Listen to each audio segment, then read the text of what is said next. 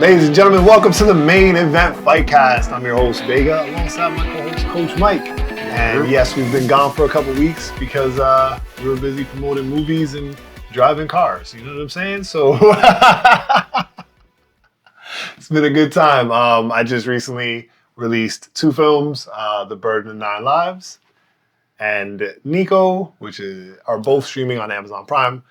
So if you get a chance, go ahead and check those out. But over the weekend, more importantly, it started off kind of crazy with the robbery heard around the world. Man, the Serrano. Woo! 100%. Woo! I knew where you were going right That there. one was rough. That's a rough one because usually, like we talk about this all the time, the term robbery gets thrown around way too easily, right?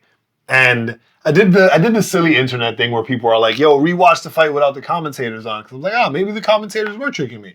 But also, math speaks volumes, right? And like numbers don't lie. So she outstruck her by almost 100, a little over 100 punches, right? And also had a higher striking accuracy percentage at 44 versus her 41. So there's literally, like, this isn't MMA. The math is way easier. Like, I don't understand what happened. Not to mention the fact that they could have taken a point away from Taylor at any single round. Any round, right? And they took a point away from her in one round. Mm-hmm. So this is the confusing part of it, right? Because what people on the internet are saying, and this goes back to the thing that I've pointed out for us in MMA a few times, right? Where it's like, you're scoring the fight round by round.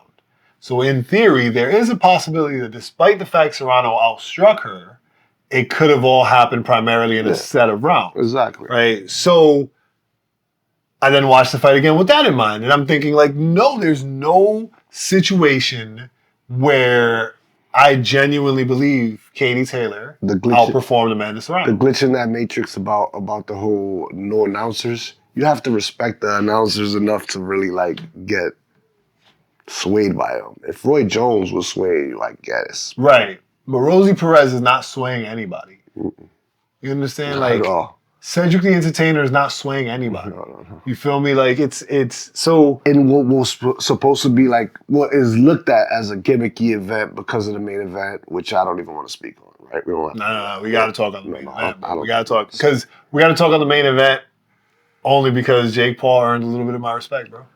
Just a little bit of my respect. I only enjoyed the event because the fights before it was previous were good. Yeah, Serrano versus Taylor was great except for the robbery. Other than that decision. Yeah. Well, it wasn't great to watch because Taylor was so blatantly throwing her head forward. And the ref had no idea what the hell he was doing because when fighters are clinched up, the last thing I want to hear is, I got you.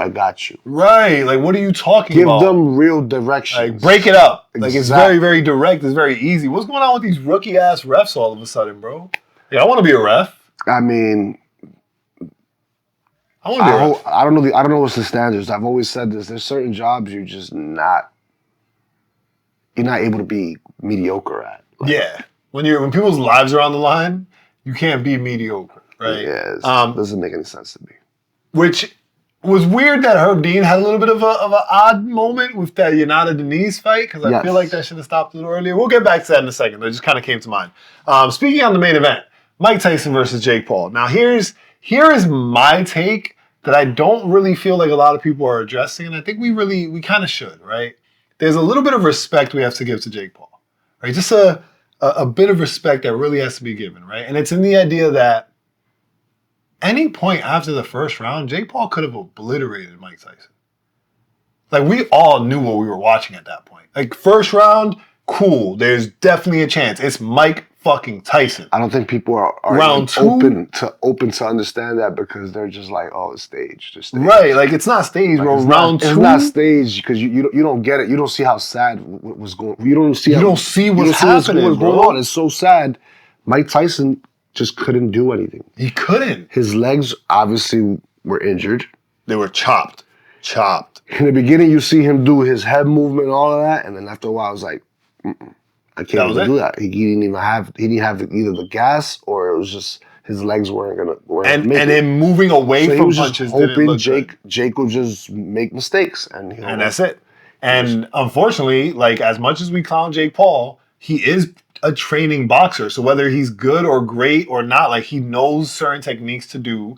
And when you're fighting an old man, you really don't need to worry too much about the speed of your techniques. But I'm also not giving him respect for pulling back after when... Why did you schedule this fight? What do you mean? Why are you fighting Tyson? I mean, that was the question the whole way up. That's where I lost a shit ton of respect for him, right? But like I said, I think as much as you like him or dislike him, wherever you stand, the reality is... They definitely did not dislike each other. It was just a moment. He stepped on his toe and Tyson reacted. No, I mean, like, the fact that Jake Paul didn't go for the finish needs to be looked at in a different light than what people are looking at it. I think you're right. Like, a lot of people are looking at it as, like, it was staged, or they're looking at it like Jake Paul couldn't do it. Like, no. We need to give Mike Tyson the respect he deserves and acknowledge, like, yo, you have been an incredible fighter. You've already changed your career in life because you have gotten old, and you shouldn't have been in that ring. But it was really cool to see you be in that ring because a lot of people couldn't get in that ring at 20. You know what I'm saying? Let alone getting in it at 50, 60. You know what I'm saying? So a lot of respect on both sides. For what the fight was, the whole fight card was free, guys. Like, if you have Netflix, it was already available to you. So what did you really expect it was going to be? I wanted Tyson to hurt him. That's all. I wanted Tyson to Everybody did, but now, you know. Once he couldn't do it, it was like, damn. We could see who else is Jake going to pull out of his repertoire. I tell you one thing for sure is going to be interesting.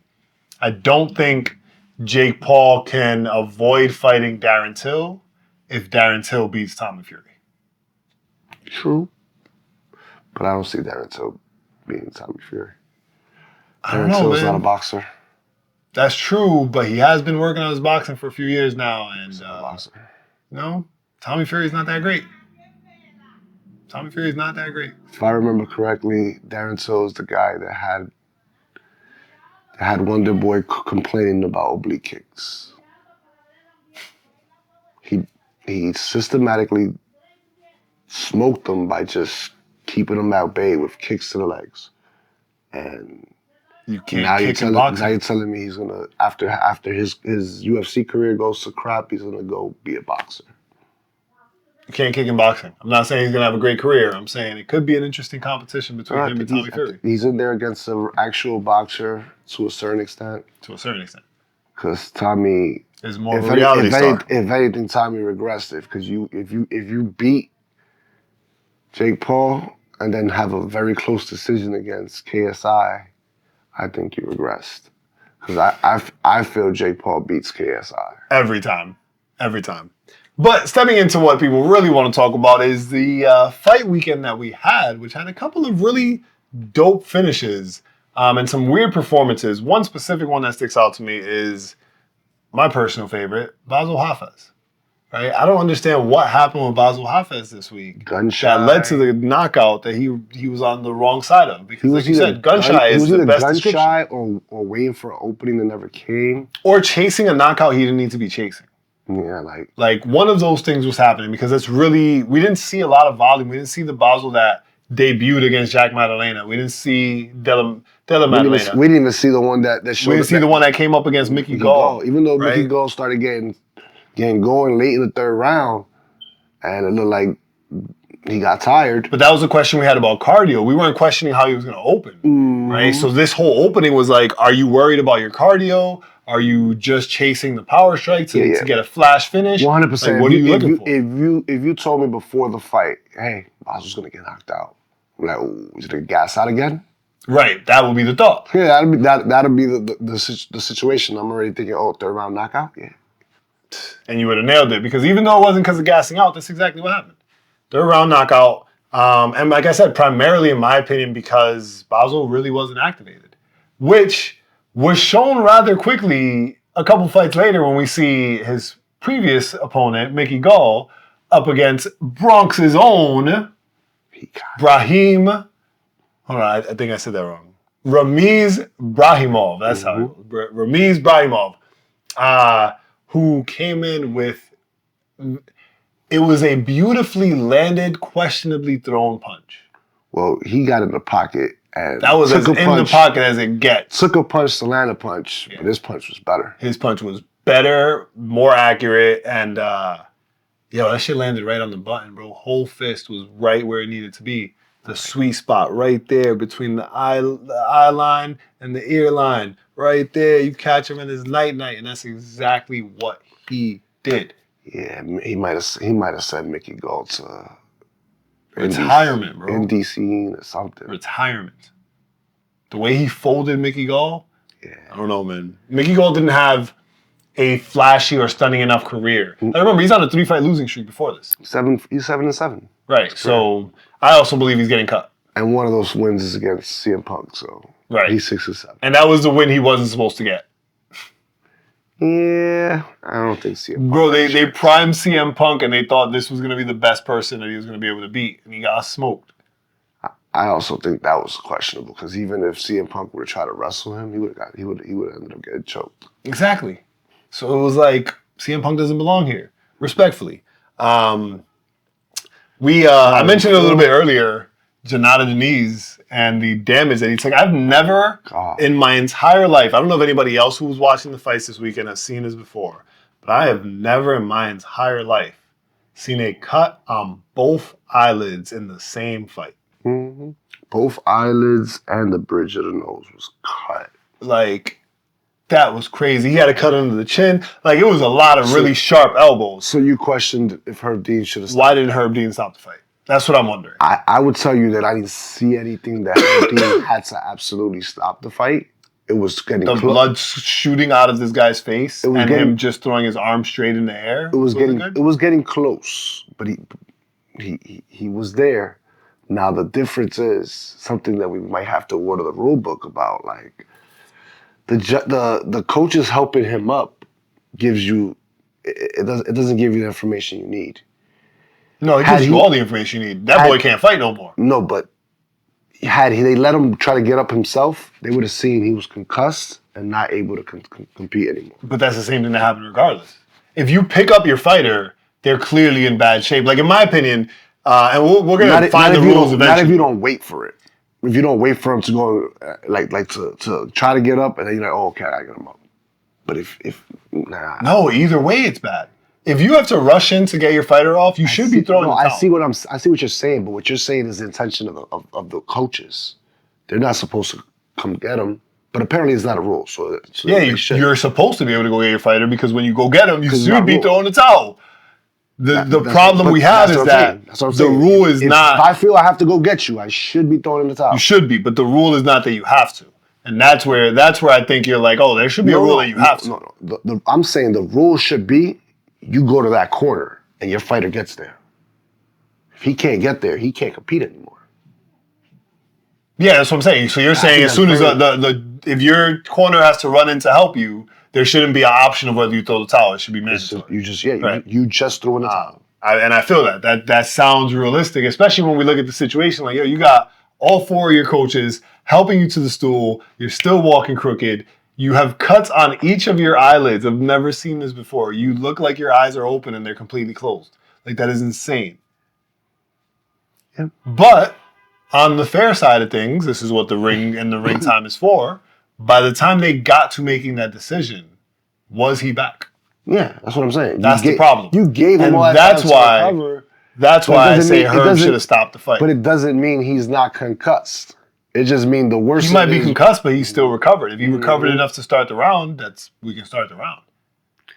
Yeah. And from the way he was protesting, he wasn't wobbly while he was storming around protesting. No. So he was back enough to start the round. Yeah. And that's why you have to stop the fight. Once it got to that point, I'm almost questioning, maybe you should have let him keep fighting. But it's dangerous. You got cuts on each eyelid. But he wouldn't have made it there. Right. The truth. Like, this isn't. I don't like that the doctor said it was about wobbly legs. Like, no, bro. This was about the cut on his face. Because at that point, he's just like, I'm undefeated. I'm not going out like this. Right. You know what I mean? But the cuts on his eyes say you can't fight no more, bro. Even if you want to. Get hit there a couple more times. You don't want that to widen up. Bro, you get hit a couple more times, you're not gonna have eyelids. Mm-hmm. It's just gonna fall clear off. You think there's any permanent damage in the Amanda Serrano cut? Because the Amanda Serrano cut, no, because it was all on the eyebrow line. So it was all of this skin that came off, but it's all around your orbital socket, so it's fine. Yo, you know how hard you have to be getting hit on your eyeball for your eyelid to split? is not solid behind your eyelid, bro. I mean, it was just the elbow sharpness. Them shits were crazy. And just cutting. Marcin Tybura was snapping with those elbows, bro. He was losing his Like, I'm not gonna lie, he hit a bunch of elbows before that wasn't doing the like big time damage. I mean, cut wise at least, it wasn't cutting them. But those last couple ones, some shits did magic. David Onama and Roberto Romero was an interesting fight, mostly because Roberto Romero was coming on 2 days short notice. Right, so it's a very, very exciting fight. David Onama should have got the finish, but that really speaks to how tough Roberto Romero is. I can't really say the fight was so full of activity and action, but also never felt threatening. Like, there was never a moment where I was like, oh my God, he's definitely going to get this KO. Let's do it. Right? There was a moment where I thought there was going to be a sub. But besides that one was kind of weak. Now, we were just having this conversation before we started the show about the valuation of longevity, right? Like, what does it mean to be Jim freaking Miller, right? Like, you just won again and retired someone younger than you that started after you, that you have more wins than. However, is your longevity enough to get you into the Hall of Fame? And DC was having this conversation with Chael a while back as well, I think. And I think DC was on a similar position as I am. Like, I appreciate every single fight Jim Miller has had. However, no matter how I try to weight them, whether I weight them story-wise, like, were you building someone's story? Were you building your own story? Whether I weight it accomplishment-wise, like, did you touch the belt? Did you stay ranked that whole time you've been fighting? Like, when I look at those things, I can't think of anything outside of the idea that he hasn't stopped fighting. That's really celebratory. Yeah, the only thing that's working in his favor is the records he has built with, because of longevity, right? Like, a lot of those records are not super impressive. Subs. They're just, this is how fighting works. There's 3 ways to win, and you're not a boring fighter. So he is one of the best sub artists of the division. Best guillotine. I wouldn't say best sub artist. Best guillotine? I mean, that's a lot. Best guillotine. If you have, because it's considered one of the most simple chokes that you do not typically get finishes. He has a couple armbar wins. I think he has a couple rear naked chokes. But the majority of his subs are, I think, by Gilly. I think most is Gilly and armbar. So the stats that he holds that are record breaking or impressive are impressive because how long he kept fighting. Right, like, it's hard to beat those records. It's hard to outshoot LeBron at this point with how much seasons the boys played, bro. Yeah, like, it's really hard. Like, like, it's not a realistic number. LeBron's not considered the all-time leading, the best scorer to ever play the game. He is the. But he has a bunch of other achievements to go alongside. He is the leader with the most points scored ever. Yeah, that's what I'm saying. Most points scored ever. Means something. Longevity, but that's a record where. What becomes more impressive? Someone gets more points than him in less time? Yeah, obviously. But how hard is that going to be because of the amount of time you spent playing? Yeah. Right, like, you've set a record, 20-something plus. Right, you've set a record that's really hard to catch because we have to do another record at the same time. Basketball is easier to explain it with stats. Well, with this, it's similar. But he does have the impressive stats of 38 wins. And I can't say the number of submissions, but it's up there. Oh, I think it's like 15 submissions or something. It's up there. Like, there's not a lot of people catching up to that, bro. I'm telling you. Wow, 21 submissions. Subs. Yeah. You know who has more than that, though, right? Your boy Charles. He has 21 subs? Charles Oliveira got the most submissions in the UFC history. Well, I think at 26. Let me double check that real quick while we're here. Yeah, do that while I extend my... Oh, no, they're tied. 21 subs. So he's tied with him because of this fight. Because of this past weekend that just happened. 21 fights. 21 subs is crazy. Let me see. Who else did we have? So Chris Weidman, Eric Anders. So apparently Eric Anders caught food poisoning. A bunch of people that were out here this weekend caught food poisoning. Yeah, Chris Weidman was very sad. Yeah, that was a tough one. Marcus McGee versus Jonathan Martinez was interesting, but not overly exciting. I really thought Marcus McGee was going to get it done way earlier, but he just couldn't find the shot. No. And then we get into the main card, which opens up with the Fighting Nerds, Mauricio Rufy. The first fight in his career that he does not finish. Is that crazy? Right? It's crazy, but guy didn't make weight. Right. That's where the problem comes in. He had to fight at a catch weight at a weight class he doesn't really fight at to make it happen. Plus the guy's coming in a little heavier, so he's going to be a little stronger than usual. There was a lot of really great shots that Mauricio threw in there, but I think someone else pointed it out.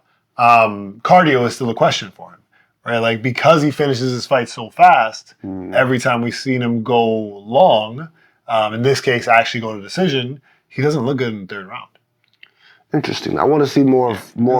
I always want to see more of the Fight Nerds. The Fight Nerds camp is crazy. Vivian Araujo with one of the most beautiful upsets of the evening over Karine Silva.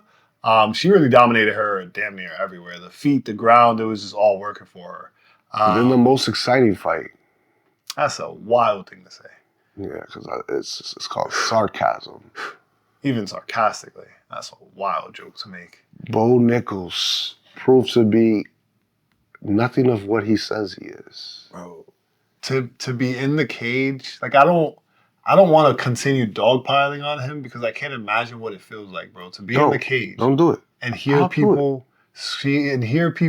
shouting overrated while you're winning a fight, bro. He's getting wrestling chants while you're winning, bro. I mean, it's good for the UFC because he's obviously that popular.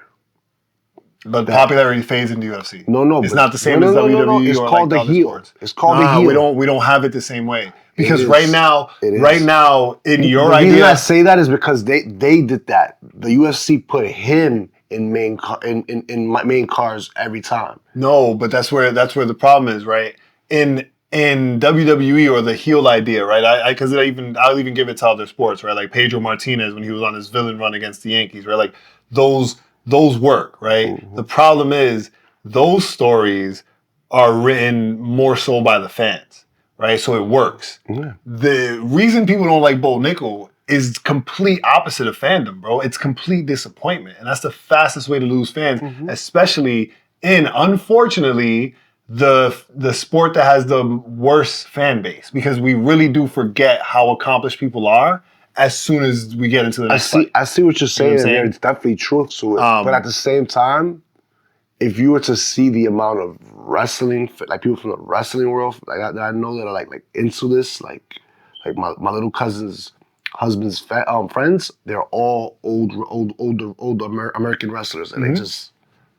I think what will really happen is they're like he's just taking his time. He's just taking his time. He's gonna be great. He's gonna be great. But see, those guys sound like the fans of wrestling that are upset wrestling isn't dominating the UFC anymore. Well, I see what you mean by that too. Because they're rooting for. But the reason I bring up the pro wrestling thing is Rocky Johnson, the Rock's father. When he was introducing him to this world of being the heel and showing him that as long as the fans react, that came from a boxer. Yeah, but that came from a boxer. That's a real storytelling. Thing. No, but that's a real thing that people will pay to see him lose, to see him fail. No, because he's not. The thing is, that would work if he was succeeding, but he's failing. Well, what do you mean? He won. It doesn't. That's the problem. He won the fight, but he's failing because what the fans expect from him is where he's failing, right? It's like if Hamzat wins a fight, he failed if he didn't get the finish because that's the expectation you set on yourself, right? That has nothing to do with the heel stuff you're trying to bring into it, bro. No, it does. Because people are going to tune in to see him lose. The same way people are not interested in tuning into him anymore. That's what you're not getting. I don't think you... Listen, I got to watch this one at my friend's party or whatever, and I'm around the casuals. And you're not around casuals. You're around WWE fans. No, they're not. You don't... Now you're assuming... You just said it yourself. No, Vega, you're assuming who my friends are. No, these guys are not WWE fans. You just said that. When did I say that? When you said they were wrestlers, bro. I said he got wrestling chants at the place. And the wrestlers... No, you said you were... Hold on, real quick. I'm going to tell you... The wrestlers are from my cousin's family. I was not there. Okay, so that's where your story got mixed up because you just made it... Hold on. That's what I'm saying. You just said, the way you just said it, and we can run it back. You said that the people you were with were wrestlers. No. That's where... All right, so if you misspoke... I said people that... Cool. You heard it wrong. All right, cool. So go ahead, tell the story about the people you were around that define all of this around Bo Nickal, even though the entire world is shitting on him, bro. See, you just OD exaggerated the story. All I said is, while I was watching the fights and most people are moving around, is Bo fighting? They wanted him to lose. We put money on him to get subbed. That's a thing, bro. So when you say we put money on him to get subbed, how much of the sub part did you have to explain to these casuals? None. So they were just chanting Bo Nickal but not chanting Paul Craig? They just expected Bo Nickal to get subbed? No, they know who Paul Craig is. Oh, so again, you're saying these guys are casuals, but a casual knows Paul Craig? Yes. He's beat Jamal Hill. He's beat Ankalaev. What are you saying? Bro, when he beat him, those guys were nobodies. That's not casual stuff, bro. But okay, all right. So in your mind, to that, bro. All right, assume what people are so quickly. Because what you're saying, you're literally saying that an entire terminology that only applies to written combat sports is what's happening here. I guess this is because we don't agree on what a casual is. A casual, in my friends, are people that tune in and out of the sport. That's exactly how I see a casual. Exactly. So like that's what I mean. So okay. They'll know. They've seen Paul Craig do bad. They've seen Paul Craig do good. Okay. They understand that he's a scrub. So but this is exactly what I'm saying. Casuals don't know heels and kayfabe. No, I never said that they did. But that's what your argument has been about Bo Nickal, bro. Just because I understand it. Just because I understand how they hate him. No, you're applying your mentality from WWE to this, is what I'm trying to explain. But I'm telling you that wasn't the WWE thing. It was an old boxer who understood whether they hated him or loved him. They bought a ticket to either see him win or see him lose. That is a thing. What I'm saying is that is a thing. I bet. What I'm saying is him in the prelims. What I'm saying is maybe that you're right. That he's. What I'm saying is that is a thing, right? That gets talked about. Being a heel in the way you're describing it, the way you're trying to defend Bo Nickal as being. Oh, I'm not defending that guy. I'm just saying what he's quickly becoming. That's what I'm saying. Okay, so what I'm saying here, this is what I'm saying, right? For people like you who are WWE fans, that makes sense because you can attach that mentality to it. I don't watch MMA with so you're gonna let me finish? But you just place a mentality on me. You did, bro, because heel's not a word in MMA. Heel's a word in everything, bro. What are you saying? Bro, wow. There's good guys. So they use hold on. No, we're not gonna play that game. So they use the term heel in basketball. Who did they describe as a heel in basketball? LeBron James when he made the decision. Who? LeBron James Who described him that way? He became the bad guy when he went to Miami. Oh, different conversation. Did they describe him as a heel? Yes. Who did? Bro. You're trying to like make yourself. Okay, cool. Yo, bro, you got that. So Bo Nickal is the heel, and that's gonna work for him, and they're gonna make him the main stable according to you, bro. I said making him the main stable. You just said that he was failing. I'm saying he is failing at maybe accumulating new fans. Showing he's a great MMA fighter. So, yeah, maybe. So you believe he won the smart way but the problem is. He's been telling us he wants to test his jiu-jitsu. He wants to do all of that. So he looked like he was scared. So now, based on everything you just said, explain to me, who does not understand what you're saying, how what you described fits being a heel. The chance. Okay, have you ever heard in the MMA? Yes. In the MMA world, you've heard the overrated chance? Yes. I never heard that. Okay, so that's a different conversation that needs to be had. There were so many people saying that too. Like, I've never heard an overrated chant. I've seen that shit tons of times. At a UFC event. You can bring up other UFC events where it's happened. You know what I'm saying? And that's why I brought up WWE, because that's a 100% So that's a conversation piece that, like I said, you're bringing from a different sport mentality. Because for you haven't experienced it. And that makes perfect sense. But you can't deny that that's a different mentality being applied because of something you haven't experienced. I'm just saying that, like, so it still sells. A heel, because so many of us want to see him fail. It still sells. I think that's a different thing, bro. You were already way more hyped up on Bo Nickal than a lot of other people, right? I don't think I've ever been hyped up for him in a positive way. You literally described yourself as being hyped up for him and him disappointing you because he keeps letting you down, and that's why you were hyped for him. I've never said that. I've always bet against him. The odds be crazy. No. Betting against him is a different conversation. But legit, I've never. Bro, last time when we brought this up to talk about the fights we were excited for. Right? I was excited to see him get subbed. You specifically said that you were disappointed in Bo Nickal because he has not lived up to all the things he said. I'm disappointed in his bookings. Right. So, like, his call-outs are outrageous. They're outrageous because he hasn't lived up to anything. You knock out 4 guys and I need Paul Craig. So for you, right? That is a heel process that they're developing. Whether it's him, the fans, anybody. You think that's I don't think he's setting out to try to be the bad guy. So that's what I'm saying. So the way the fans react, you can't label to a strategy that is literally a business plan. That's what I'm saying. Yeah. So them saying overrated is not anything about him being a heel. They're literally saying, "Yo, you have been overrated since the day you came into MMA." I don't see that as like, him being a bad guy in that sense would be him taking out a fan favorite. Right, but that's what I mean. So wanting the wanting to see him lose. The villain story is coming if he ever becomes good. If he ever becomes good, maybe, and that depends on how he plays. Because of all the shit people have given him, right? But this is you building stories. That's what I'm saying. He built the story. How? He mentioned Hamzat 3 fights ago. But he didn't build the story with the intention of what you're saying. That's what I'm saying. Like, to be a heel is to build a story around that. Yeah, I think being a heel. If people don't like you, you're calling out the guys in the top. Like, I'm gonna take out Izzy. I'm gonna take out Hamzat. And it's just like, the only thing has ever disappointed me in is to say that and then fight nobody. Paul Craig. Because Paul Craig does have a name. Paul Craig has the most wild, lucky submissions, bro. I don't like calling it lucky when he's really good at those things. It's just that he's so good at them. He's so good at them that when he tried it again on Johnny Walker, he just got his brain smashed in. Because in the stupidest position possible. Because we know he doesn't really have great wrestling either. Like, he's literally the only reason he's in MMA is because his entries aren't good enough for him to be in just Brazilian Jiu-Jitsu stuff. Right. And that's why I have no problem with Paul Craig being lucky wins, bro. Because no matter how many times you try to explain his wins, there's absolutely some luck. No matter how many times you try to explain his wins, he's usually 100%. losing. He's usually losing. Oh, I think the only one he wasn't losing was Jamal Hill. That's the only one. I think he got that early. He got that super early, and it was like, I think that was like a 40-second win or some shit. Right? But every other fight, like, bro, you are losing in a way that no one's going to foresee. There it is. You got a crazy sub. But even if Paul Craig was standing up and piecing up Bo Nickal, you'd never feel safe with that. Because his stand-up is that bad.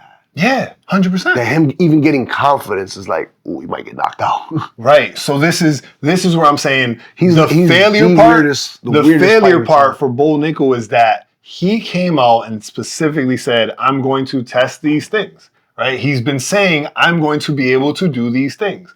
And then the first person we put in front of you, right? Like, even if he wasn't that specific, the first person we put in front of you that could be a threat to you in your best space, you ran from your best space. I mean, why do we want to keep watching this? We usually say you're stupid to go down there for Paul Craig, but you're Bo Nickal. You're supposed to be this all-American wrestler. Bro, if you can't go to the ground with Paul Craig, how in the world are you convincing anybody that you're going to survive Hamzat taking you to the ground?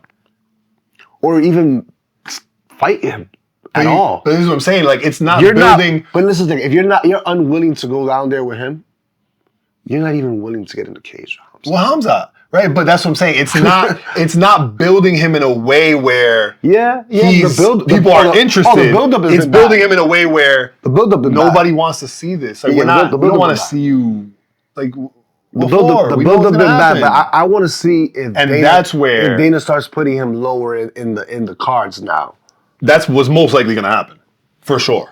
That's when I'll be like, "Yep, you're right. He's failing miserably." Just on this card alone, right? Performances that could move up in the card. Oban Elliot could take Bo Nickal's space. No, right? any one of those fights. Ramiz Brahimaj. Any one of these fights go over him.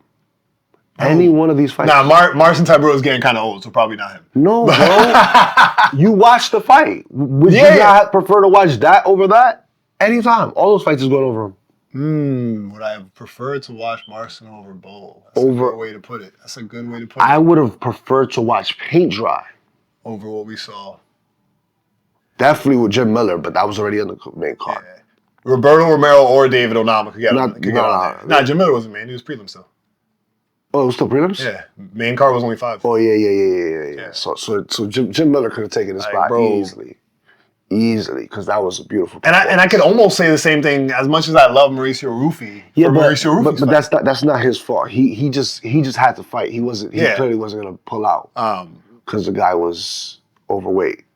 But Bo Nickal's position, man, I feel like, and this goes completely contrast to you saying he's a heel. I think his best position right now, shut the fuck up. Disappear for a little while. Let people stop talking about you completely. You don't have to disappear. Let people stop talking about you. Shut up and fight. That's what I'm saying. You have to disappear for that to happen. Because as long as you're in the presence, people are going to keep bringing up what you said, even if you're not saying anything new. And that's probably what it is. They keep bringing it up, and he can't help. You can't do anything, but trash talk, because you got to sit back, chill, bro. Because right now you turning into the white Mozart, bro. To a certain extent, I guess I can understand. That wasn't his name. He's been great at something. I said Mozart. Wasn't Mozart Muhammad? Makayev. Like to me, Bo's turning into the white Makayev, bro. Where we know you're probably gonna win when you fight, but we don't actually care to watch it, and you're pissing everybody off with your antics. Okay. They're not corporate antics. We don't know what was going on behind the doors with Makayev, right? But like people weren't really excited about Makayev anymore the way that they were at the beginning. Makayev was actually pretty good at interacting online. We didn't know about what these things were that was going on. No, but I mean from the fight perspective, right? Like you doing all this shit outside the cage, all these antics. He absolutely would answer like hate tweets, all that kinds of stuff. But he was one of those guys that just was active. So like, but I mean, like you doing all these antics outside the cage, like going out. This fight for me, like what I'm equating it to is the way Makayev went out, right? Like getting kicked out or getting your contract cut, right? Like just think about the fight. Forget about all the rest of the antics, right? Just the fight itself. The night before the fight, you're outside fighting this guy in the street. We put you in the cage. There's zero fucking activity. I ain't gonna lie. If that story was real, that's the craziest story ever. Like there's zero activity. Let's take a picture. What do you mean if it's real? There's footage. There's pictures. It all happened. So now we put you in the cage to do the exact thing and no activity? That's craziness, bro. For me, that's the equivalent, except Bo didn't fight anybody. But like the way you're talking shit about people, you could get into a street fight because you're pissing off a lot of people. Hamza's not going. Right, like Hamza's not cool with this shit, bro. Yeah. And so now you have all these antics, and then we put you in the cage and you do that? They brought up the video of when Buckley was talking to Darren Till, saying, "Yeah, we gotta fight. This is nice." He's like, "You at 185. I mean, you at 170 right now. So I'm not even gonna talk to you right now to Hamza." And Hamza was just like, he like froze in a sense, but he was being respectful because he didn't know if Darren knew him. Yeah. Then when he walked away and he said, "Who is that guy?" Darren said, "I don't know." He was like, "So you want to fight now?" He's like, you a big gangster, let's fight now. Big gangster, bro. Like, listen. He was respectful enough to let him finish speaking to Darren, to ask Darren, like, yo, who is that? Who is that guy? Bro. Shemeds? Then, of course, we got my guy. I'll be honest. Charles Oliveira. How was this fight of the night? That's a fair question. I think they're just throwing Michael Chandler a bone. That's a fair question. Because Michael Chandler was running in that cage. Well, Michael Chandler couldn't do anything. He was. Admittingly, you're probably right about this fight because I did end up falling asleep a little bit on this fight. Yeah, this is one that I kind of like dozed off a bit midway through, and then afterwards I was like, that actually wasn't that bad.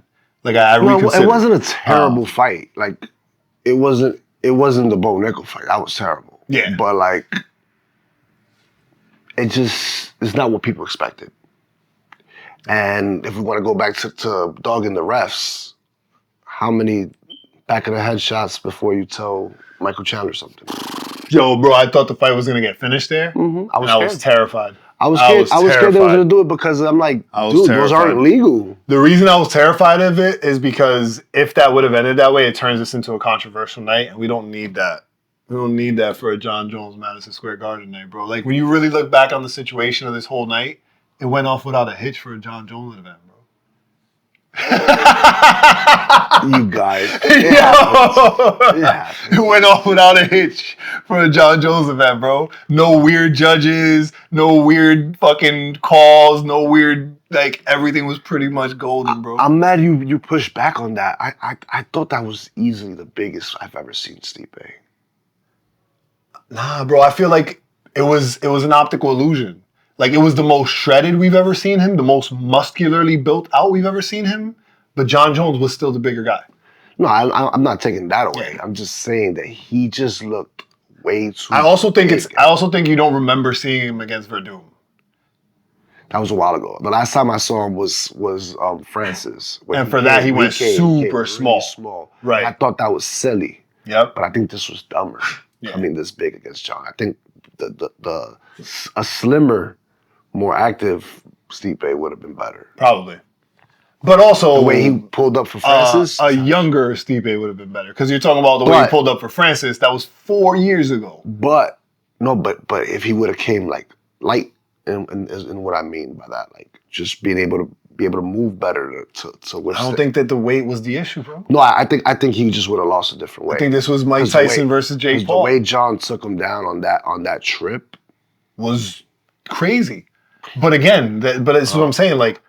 Age is a real thing, bro. Age is a real thing. I think Jon Jones is a demon of a fighter. I'm not taking away that part at all, right? But there's a lot to ask about when in the first round, Stipe is barely moving. Mm-hmm. And this is before the takedown. Mm-hmm. You understand? Like, that is where I come into it. Like, he became too big and stiff. You're still going to his size and ignoring that he's 42 and hasn't fought in 4 years, bro. I think it played a part. All of that plays a part. I'm not ignoring the 42. I don't think there's any weight that he could have come in at that would have, like, if he would have come in right at the heavyweight line and been perfectly slender, he still would have had the same issues. No, I think the issues would have been the wrestling if he would have been smaller. I think that's what he was worried about. You think Jon was going to try to wrestle him? I think Jon was going to wrestle him regardless. Yeah. Like, second round, he looked like he was just waiting for him to do something to take him down. And that's why that was such a weird round. Mm-hmm.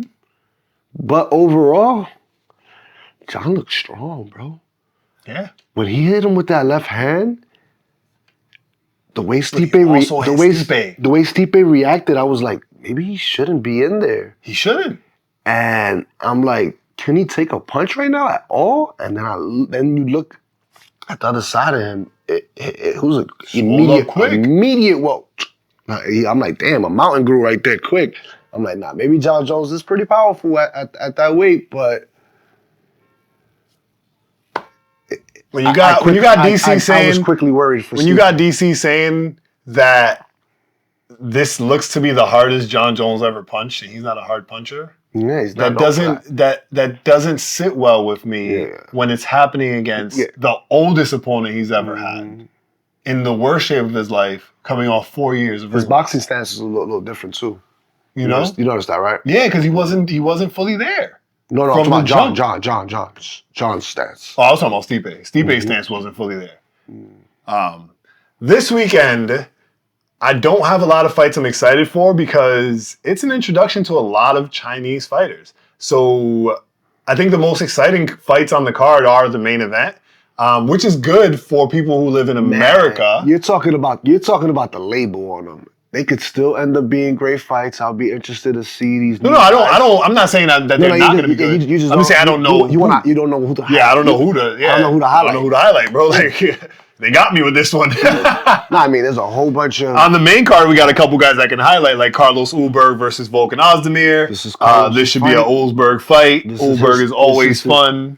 This is his chance to get up there because Volkan, he tends to fall in love with the striking, and this is the fight he doesn't want to do. You might want to take him down, bro. My guy Carlos Ulberg is coming in there for the W with the quickness. So we got Wang Kong versus Gabriela Fernandez. I haven't seen a Gabriela Fernandez fight in like 2 years, bro. I've never seen either one of them fight. Well, Wang Kong is and if I not have, great. I don't remember. She's not great, but she's okay. She lost to Jhonata at some point, I'm pretty sure. Let me look at that real quick. Double check that. She doesn't have any losses. Oh, I guess this is not. She doesn't have. Never mind. I have no idea who this is. Never mind. She has 0 losses. I have no idea who this is. Song Kanan versus Muslim Salikov. Yan Xiaonan versus Baby Shark Tabitha Ricci. Are you scared? I'm scared. I'm not scared at all. I'm scared. You know why I'm not scared? I'm scared. Because Tabitha Ricci's been dating Caleb Welsh. And that kid is a hell of a boxer. She's been having access to his boxing coaches and all those people. Yan Xiaonan is not a lot of ground game. So this is going to be a heavy striking match. Well, I'm not going to lie. Last fight, Tabitha Ricci looked good. But Tabitha about to put in work, bro. Going from 10 to 2 is going to be crazy. That's what I'm saying. But she's going for it. And it should be good. And then we have, this is really why I kind of sped through, especially the highlights that I did have. Because Peter Yan versus Davison Figueiredo is probably the most interesting, unexpected fight in a long time. Unexpected? I knew these guys were on a crash course. Style-wise, it's going to be crazy. I didn't think it would happen because I thought one of them would be retired by now. Piotr. Actually, I was leaning more Figueiredo. Yeah, no, he's on the tear right now. Well, no, I was leaning more Figueiredo as far as like when he finished up in flyweight. I didn't think he was actually going to bulk up and continue. I thought he was just going to call it a wrap. He don't look like he really like bulked up to get into. He looks like he stopped cutting weight. He just stopped cutting weight, and his speed and power has been present. He's been comfortable. So although we both always say his power is with the speed. Yes. And this is going to be interesting because a guy that's explosive versus a guy that's just very technical. Mm-hmm. So I am leaning a little bit towards Figueiredo, which is crazy because the odds are saying the opposite. That's usually how I go. But I feel really good about the run Figgy's been on. Like I said, as far as I like Figgy, and he's been the more active fighter. If you want to go with your ring rust talks, that is usually what I would go with. However, in this situation, I have a different factor we have to take into consideration, and it's losing streak. Right, when we're talking about people who were former champions, losing streak comes into play.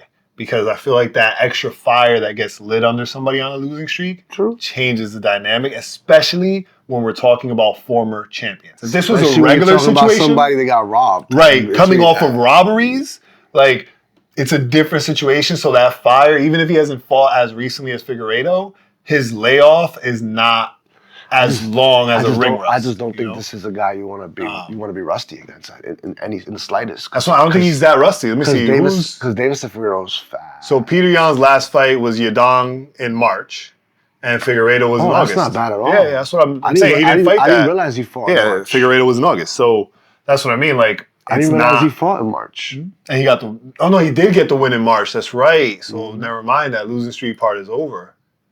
Yeah. I didn't realize he fought. That's right. Yeah, so this is going to be an interesting one. The only weird thing about this is that prelims start at 3 a.m. Main card starts at 6. Oh, I thought it was prelims at 6 a.m. Prelims start at 3 a.m. Main card starts at 6. So I feel like a lot of us are going to be watching this on ESPN Plus Fight Pass. Nah, got a break night. Chill, fam. I ain't got that in me. I ain't built like that. But I broke night last night. Y'all don't hear the way I sound right now, bro. I'm terrible. Break